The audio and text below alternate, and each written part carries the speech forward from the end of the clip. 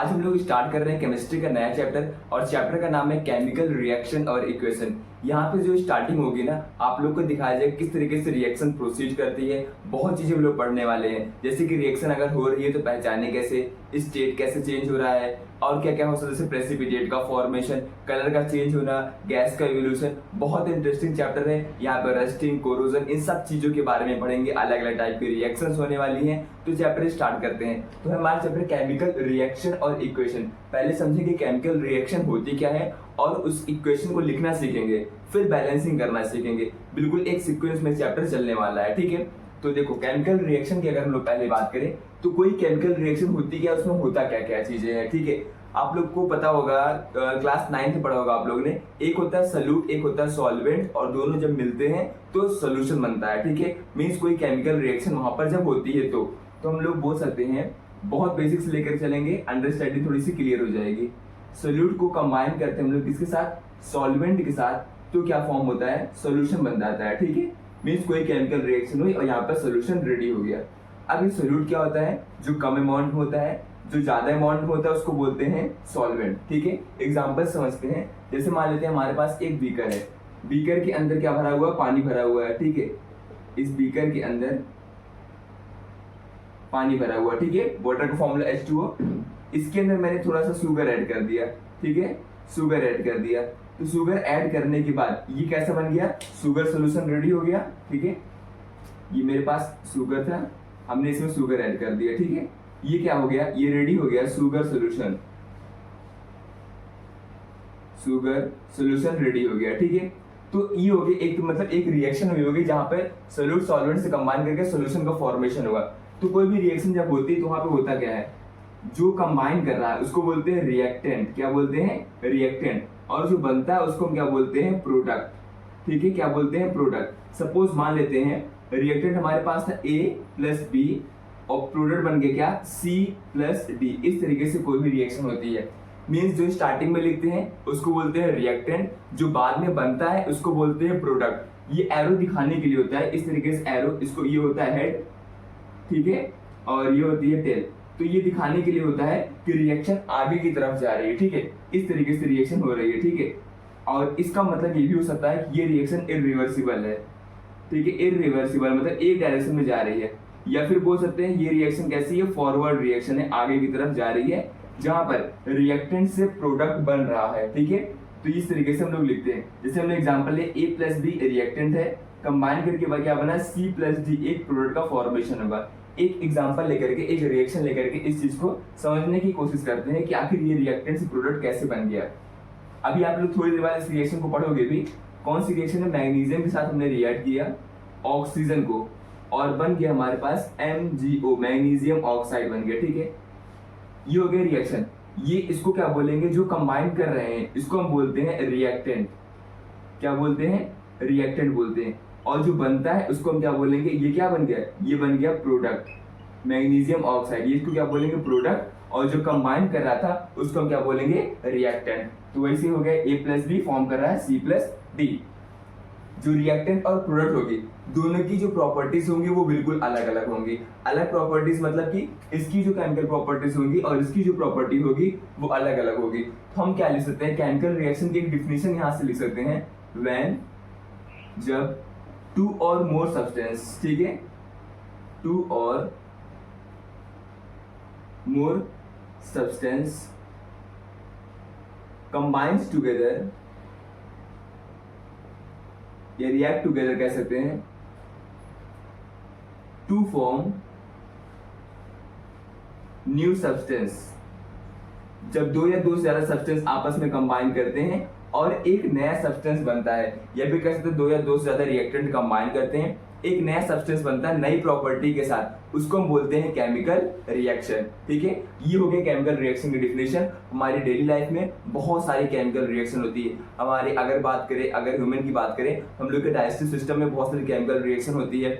Daily life में अगर आप लोग एग्जांपल देखना चाहते हो, रस्टिंग एक केमिकल रिएक्शन का ही एग्जांपल है, ठीक है। और कौन सा एग्जांपल हो सकता है, जैसे कि अगर आप लोग को मिल्क लंबे समय काफी देर तक छोड़ दोगे, या फिर कह सकते हैं कि मिल्क से कर्ड का फॉर्मेशन हो गया, तो ये सारी रिएक्शन केमिकल रिएक्शन ही यहाँ पर हो रही है, ठीक है। कुछ यूजफुल होती है केमिकल रिएक्शन, कुछ हार्मफुल केमिकल रिएक्शन भी होती हैं जो हम लोग डेली लाइफ में देखने को मिलती हैं। ठीक है, अब स्टार्ट करते हैं एक्टिविटी से। अगर आप लोग एनसीईआरटी देखोगे तो एक्टिविटी करके स्टार्टिंग की गई है, एक एक एक्टिविटी पढ़ेंगे हम लोग, ठीक है, और समझेंगे वहां पे समझाना क्या चाह रहा है। वहां बेसिकली एक्टिविटी जो हम लोग पढ़ने वाले हैं वहां पे ये बताया जाएगा कि जब रिएक्टेंट से प्रोडक्ट बनता है, तो रिएक्टेंट मान लो लिक्विड है, तो आपका जो प्रोडक्ट है उसमें सॉलिड भी हो सकता है, गैस भी इवोल्यूट मतलब गैस भी बाहर निकल सकती है, और सॉलिड मतलब कि यहाँ पर प्रेसिपिटेट का फॉर्मेशन हो सकता है। प्रेसिपिटेट क्या होता है, थोड़ा सा कुछ वर्ड क्लियर कर देते हैं।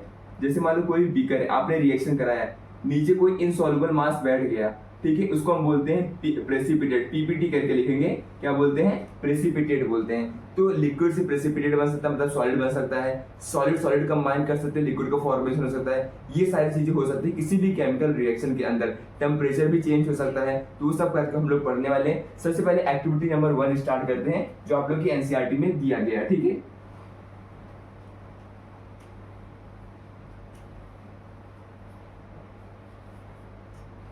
Activity number first. Activity number 1 में अगर आप लोग देखो क्या दिया हुआ है, यहाँ पे केमिकल रिएक्शन कराया गया लेड नाइट्रेट और पोटेशियम आयोडाइड के साथ। किसके साथ कराया गया है, लेड नाइट्रेट और पोटेशियम आयोडाइड। तो लेड नाइट्रेट में लिखो, लेड नाइट्रेट और plus potassium iodide. Potassium iodide से कंबाइन किया गया किसको, लेड नाइट्रेट को। फॉर्मूला लिखना आता होगा सबको, ये देखो ये वर्ड फॉर्म में लिखा गया है, इसका पहले हम लोग लिखते हैं फॉर्मूला क्या होगा। लेड क्या होता है, पीबी, चार्ज कितना होता है 2+, नई आदत याद कर लेना है आप लोग को। नाइट्रेट की बात करें तो नाइट्रेट होता है NO3-, तो यहाँ पर 2 लिखते हैं, इसके ऊपर चार्ज, इसके ऊपर 1 है तो 1 लिखेंगे, क्रॉस मल्टीप्लाई, तो क्या हो जाएगा PB NO3 का होल ट्वाइस। ठीक है, क्लास 9 में रहता है ये हो गया लेड नाइट्रेट।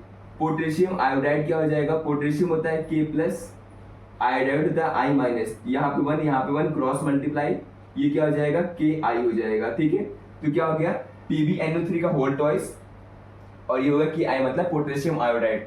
अगर इनको कंबाइन करेंगे तो क्या फॉर्म होगा, तो यहाँ पे रिएक्शन लिखते हैं, ये क्वेश्चन पूछा गया है। एक मान लेते हैं इसे बीकर लिया गया, ठीक है, और ये दूसरा हो गया, इसको लेकर के इसमें डाल देते ना,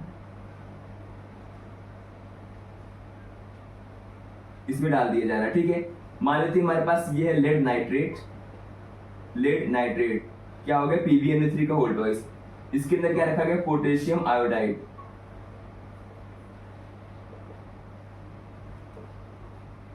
जब भी रिएक्शन कराते हैं आपस में इन दोनों को कंबाइन करते हैं, तो कंबाइन करने के बाद प्रोडक्ट क्या बनता है, प्रोडक्ट बनेगा आयोडाइड नाइट्रेट और लेड पोटेशियम। ठीक है, दोनों को कंबाइन करते हैं। देखो यहाँ पे क्या है, लेड नाइट्रेट है और यहाँ पे क्या है, पोटेशियम आयोडाइड है।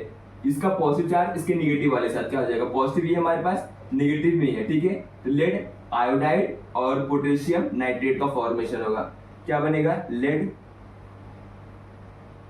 आयोडाइड बनेगा और प्लस क्या बनेगा, पोटेशियम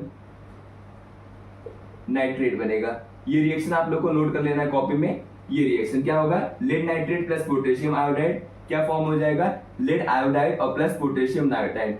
लेड आयोडाइड का फॉर्मूला क्या होगा, Pb2+ होता है, आयोडीन I-, यहाँ पे 2 लिखो, यहाँ पे 1 क्रॉस मल्टीप्लाई, ये क्या हो जाएगा PbI2 और प्लस पोटेशियम नाइट्रेट, पोटेशियम हो गया K+ NO3-, 1 क्रॉस मल्टीप्लाई क्या हो जाएगा KNO3। इस तरीके से रिएक्शन प्रोसीड होगी। तो पहली हमारी एक्टिविटी यहाँ पर ये थी, और रिएक्शन क्या हो गया, येलो कलर का पीपीटी फॉर्म होगा लेड आयोडाइड का। ठीक है, ये इंपॉर्टेंट है, ये पीपीटी फॉर्मेशन करेगा, प्रेसिपिटेट बनेगा। ठीक है, प्रेसिपिटेट क्या होता है, जो इनसॉल्युबल मास नीचे बच जाता है। ठीक है, मतलब इसको जब इसके साथ कंबाइन करेंगे तो यहाँ पर नीचे प्रेसिपिटेट का फॉर्मेशन हो जाएगा, जो कि लेड आयोडाइड। तो क्वेश्चन में पूछा गया है कि व्हाट डू यू ऑब्जर्व, क्या देखने को मिलेगा, ये देखने को मिलेगा जब रिएक्शन कराएंगे तो लेड आयोडाइड जो कि येलो कलर का प्रेसिपिटेट फॉर्म करेगा, येलो कलर का पीपीटी प्रेसिपिटेट का फॉर्मेशन करेगा। कौन करेगा, लेड आयोडाइड, और लेड आयोडाइड क्या होता है PbI2। ये थी एक्टिविटी नंबर 1। एक्टिविटी नंबर से ये ऑब्जर्वेशन हुआ कि कंबाइन करने के बाद क्या फॉर्म हुआ, येलो कलर का पीपीटी बना, किसका बना, लेड आयोडाइड का, और प्लस पोटेशियम नाइट्रेट बाहर हो गया। ठीक है, नेक्स्ट एक्टिविटी नंबर 2 स्टार्ट करते हैं।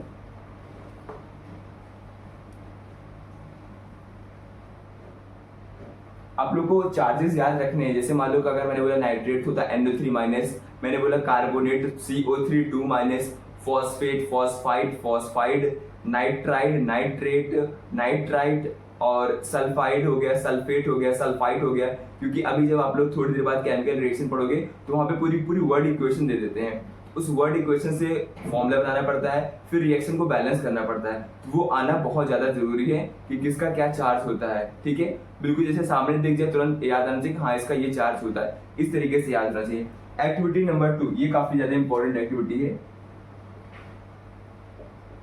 यहाँ पे क्या करते हैं हम लोग एक्टिविटी नंबर 2 में, एक्टिविटी नंबर 2 अगर आप लोग ध्यान से देखोगे, burning of magnesium ribbon in air. क्या करते हैं, मैग्नीशियम रिबन को बर्न करते हैं। ठीक है, एक्टिविटी नंबर 2 क्या है, बर्निंग ऑफ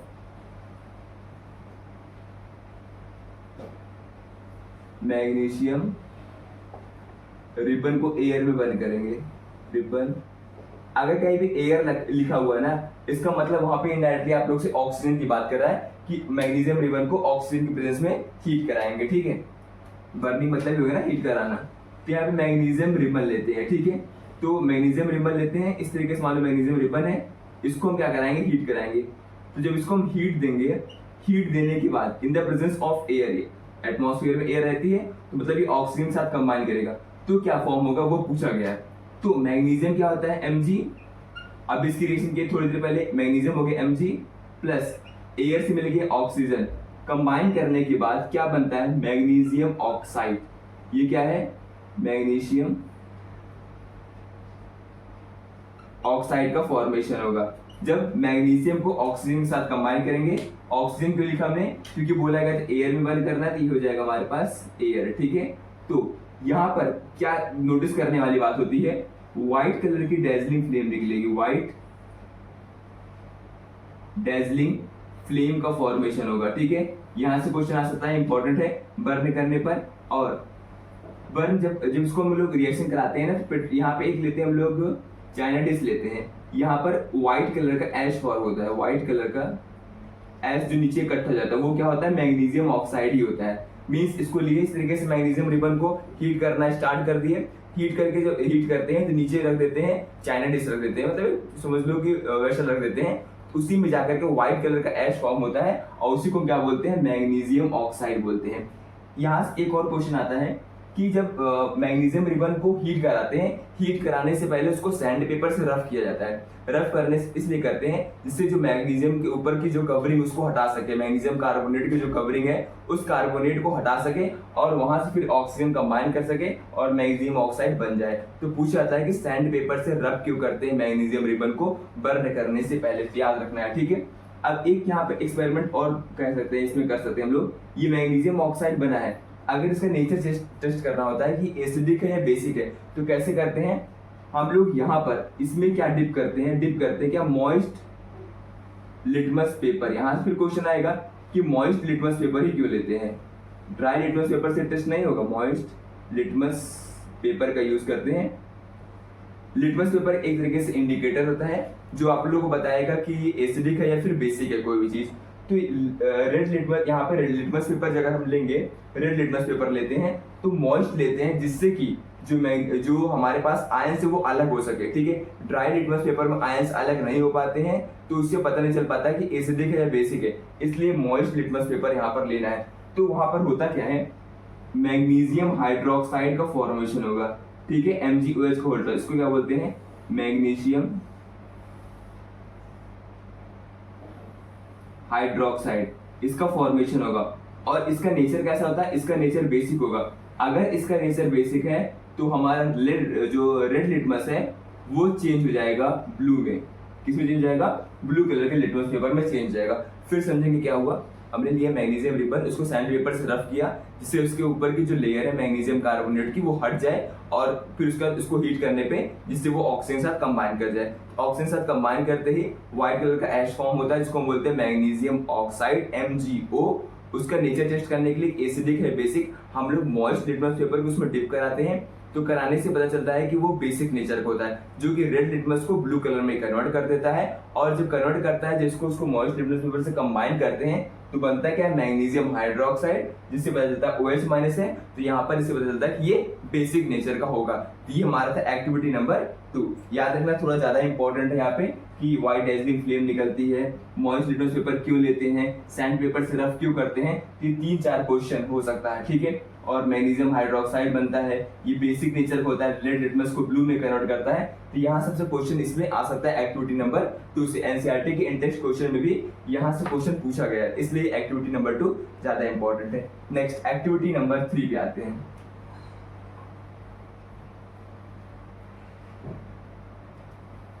थर्ड है एक्टिविटी नंबर, ठीक है, थर्ड एक्टिविटी नंबर 3 में to study the reaction between the sodium carbonate and dilute sulphuric acid. Important है, थोड़ा ज्यादा रिएक्शन है। यहाँ पे क्या बोला गया है, स्टडी करना है रिएक्शन किसका किसका है, सोडियम कार्बोनेट, फॉर्मूला भी बनाते हैं इसका क्या होगा, और dilute sulphuric acid. Take a small amount of sodium carbonate in a test tube and add dilute sulphuric acid. अगर कराएंगे तो यहाँ पर क्या फॉर्म होगा उसके बारे में समझेंगे। चलो रिएक्शन देखते हैं। क्या लेना है, सोडियम कार्बोनेट और डाइल्यूट सल्फ्यूरिक एसिड। पहली बात क्या लेना है, sodium carbonate plus dilute sulphuric acid लेना है। अगर बात करें सोडियम कार्बोनेट, तो फॉर्मूला बनाते हैं फिर से। सोडियम क्या होता है Na प्लस, कार्बोनेट क्या होता है CO3 2 माइनस। तो यहाँ पे 1 यहाँ पे 2 हो जाएगा, क्रॉस मल्टीप्लाई, फॉर्मूला क्या आ जाएगा Na2CO3। ये किसका फॉर्मूला आ गया, सोडियम कार्बोनेट का। सल्फ्यूरिक एसिड क्या होता है H2SO4। इसकी रिएक्शन दोनों को आपस में करानी है, ठीक है। तो जब रिएक्शन कराते हैं, रिएक्शन तो कैसे होगी, Na2CO3 प्लस H2SO4। रिएक्शन के समय इंपॉर्टेंट ये है कि यहाँ पर कार्बन डाइऑक्साइड का फॉर्मेशन होगा। ये इंपॉर्टेंट है समझना है कि जब ये रिएक्शन कराते हैं, मान लो टेस्ट ट्यूब इस तरीके से होता है, ठीक है, इसमें सल्फ्यूरिक एसिड रहता है और डालते हैं हम लोग क्या डालते हैं, Na2CO3 सोडियम कार्बोनेट डालते हैं। तो यहाँ पे effervescence of means evolution of, बाहर की तरफ क्या निकलेगा, कार्बन डाइऑक्साइड बाहर निकलेगा, ठीक है। ये एक एग्जांपल है कि रिएक्शन के समय, देखो पहला जो एग्जांपल था वहां पे आप लोगों ने क्या देखा कि पहले एग्जांपल में येलो कलर का पीपीटी फॉर्म हुआ था, ठीक है, जब लोग रिएक्शन कराए थे पहले। दूसरे में क्या हुआ था कि व्हाइट डेजलिंग फ्लेम फॉर्मेशन हुई थी, मतलब ये सब रिएक्शन हो सकती है किसी भी रिएक्शन के समय। और थर्ड एक्टिविटी हम देख रहे हैं कि गैस का भी फॉर्मेशन हो सकता है किसी भी रिएक्शन के समय, ठीक है। अच्छा, मैंने CO2 क्यों बनाया, देखो याद रखना, जब कहीं भी कार्बोनेट रहता है तो वहां पे चांसेस रहता है कि कार्बन डाइऑक्साइड का फॉर्मेशन जरूर होगा, ठीक है। ये सोडियम कार्बोनेट और प्लस सल्फ्यूरिक एसिड को कंबाइन करेंगे तो कार्बन डाइऑक्साइड गैस फॉर्म होगी। ये थर्ड एक्टिविटी थी आप लोग की। नेक्स्ट एक्टिविटी नंबर 4 स्टार्ट करते हैं। ये एक्टिविटी नंबर 3। एक्टिविटी नंबर 4 है to study a chemical reaction between zinc and an acid. Zinc लेना है और कोई भी एसिड लेना है। Take a conical flask, fit the cork, उसको फिक्स करना है, ठीक है। यहाँ पे जिंक के ग्रेन्यूल्स लेने हैं और उसमें हम लोग कोई भी एसिड डाल सकते हैं, मतलब हमने सल्फ्यूरिक एसिड ले सकते हैं डाइल्यूट, या फिर हाइड्रोक्लोरिक एसिड ले सकते हैं, ठीक है। अब देखते हैं यहाँ पर क्या फॉर्म होगा, कौन सी गैस, यहाँ पे भी गैस का ही फॉर्मेशन होगा। क्या क्या हमारे पास है, जिंक ग्रेन्यूल है, ठीक है, मतलब जिंक है, ग्रेन्यूल के फॉर्म में होता है लैब में, प्लस कंबाइन करना है डाइल्यूट HCl के साथ। क्या फॉर्म होगा, ZnCl2 फॉर्म होगा और प्लस H2 हाइड्रोजन गैस बाहर होगी। रिएक्शन बैलेंस नहीं लिखना, बैलेंस करना आगे सिखाएंगे, उसके बाद बताएंगे कि रिएक्शन बैलेंस होती कैसे है, ठीक है। तो यहाँ पर क्या हो गया, जिंक के ग्रेन्यूल्स लिए डाइल्यूट सल्फ्यूरिक एसिड के साथ करा रिएक्शन, तो ZnCl2 और प्लस हाइड्रोजन गैस, ठीक है। हाइड्रोजन गैस यहाँ से क्या होगी, बाहर निकलेगी, एरो मतलब ये बाहर निकलेगी गैस फॉर्म में। तो यहाँ पर याद रखना, जब हाइड्रोजन गैस बाहर निकलती है तो पॉप साउंड निकलता है, गैस साउंड निकलता है, पॉप साउंड। यहाँ पे ये इंपॉर्टेंट, ठीक है, कैसे निकलता है, पॉप साउंड। तो एवोल्यूशन ऑफ गैस, गैस वाली रिएक्शन हमने 2 देख ली। एक इसके पहले जहाँ पर कार्बन डाइऑक्साइड फॉर्म हो रहा था, एक ये रिएक्शन हो गई जहाँ पे जिंक मेटल कंबाइन किया था हाइड्रोक्लोरिक एसिड मींस HCl के साथ। तो क्या बन गया, जिंक क्लोराइड ZnCl2 और प्लस H2। ये बताते हैं ये बना कैसे है, ठीक है। देखो Zn क्या होता है, Zn2 प्लस होता है, Cl माइनस, ये 2 हो गया, ये 1, क्रॉस मल्टीप्लाई करेंगे क्या बनेगा, ZnCl2 फॉर्मेशन होगा। तो ये भी हो गई रिएक्शन। तो चारों एक्टिविटी बहुत इंपॉर्टेंट, लगातार एनसीईआरटी में दिया हुआ है। आगे बढ़ते हैं नेक्स्ट। अब कोई भी अगर केमिकल रिएक्शन हो रही है, ठीक है, तो क्या क्या कैरेक्टरिस्टिक्स होती है कि केमिकल रिएक्शन को पहचाने कि यहाँ पर केमिकल रिएक्शन हो रही है। तो पढ़ने वाले हम लोग characteristics of chemical reaction.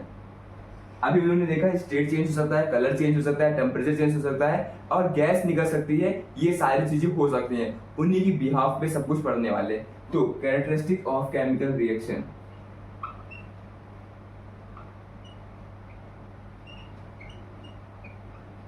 Characteristics of chemical reaction, तो केमिकल रिएक्शन जो होगी, ठीक है, क्या क्या हो सकता है हमारे पास, स्टेट चेंज हो सकता है, ठीक है, कलर वाली रिएक्शन देख ली कि येलो कलर का पीपीटी फॉर्म हो रहा था, स्टेट चेंज होता है, कलर चेंज हो सकता है, नेक्स्ट पीपीटी का फॉर्मेशन, गैस का इवोल्यूशन और टेम्परेचर। एक एक करके लिखते हैं। चेंज ऑफ स्टेट हो सकता है पहला,